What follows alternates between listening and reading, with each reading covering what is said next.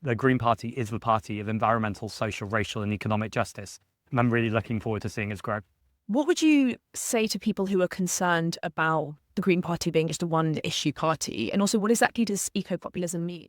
So it's recognizing if people in this country right now are tired and exhausted, food prices are going up and their wages aren't going up, if they've even got a job. So if you're worried about getting food on the table, heat in your homes, how you might get to work, the idea of a climate crisis can seem like a very distant threat. Now, the climate crisis isn't a distant threat. It's right here and it's right now. But actually, if we don't address people's material concerns, and all I mean by that is bill paying, getting to work, the kind of everyday stuff, the bread and butter issues, then everything else can just seem like you're talking down to them. I want to make sure we're connecting with people where they're really at and saying to anyone, if you're looking at this Labour government or you even voted for this Labour government because you wanted the change that Keir Starmer promised, and what have you got? The 2-job benefit cap, cut to disability benefits, and a refusal to tax multimillionaires and billionaires, then you don't need to go to reform and the toxic politics of hate and division if you want an alternative. The Green Party are there offering the politics of hope, community, and those aren't just abstract ideas, they're tangible solutions in people's communities to turn this country around. And crucially, I want to make sure that no one's left behind. Looking to the next election, what would be a good outcome for you? What are you hoping to achieve? We got 39 second place finishes and nearly 2 million votes. So building on that is clearly the first place to start. Turning those 39 seats, second place finishes, into first place finishes. But I'm not just limited to that, because actually in North Herefordshire and Waveney Valley, we came from 4th and 5th place to first place. So you don't have to be in second to come first. But clearly, a strong second place is a great place to start off from. I think we need to reclaim patriotism. Keir Starmer yesterday called me a plastic progressive. If I'm honest, I don't even really know what that means. But more importantly, his patriotism could not be more plastic. He thinks patriotism is waving a flag or claiming that he hangs flags up all the time. That's not real patriotism. Patriotism is about caring about your community, saying that ultra-wealthy people should not be allowed to pollute this country and not face consequences. Patriotism is recognizing that if you support the poorest communities, whether they're disabled people, working class communities, people running a small business or just trying to get by, if you support those people, that supports everyone.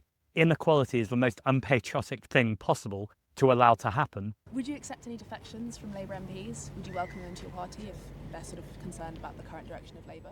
Those are probably in double figures, the amount of conversations I've had with Labour MPs.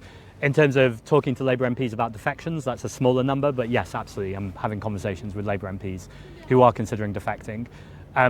I'm saying the same thing publicly and privately, though, that if they align with our values, then it makes absolutely no sense to be in the Labour Party anymore.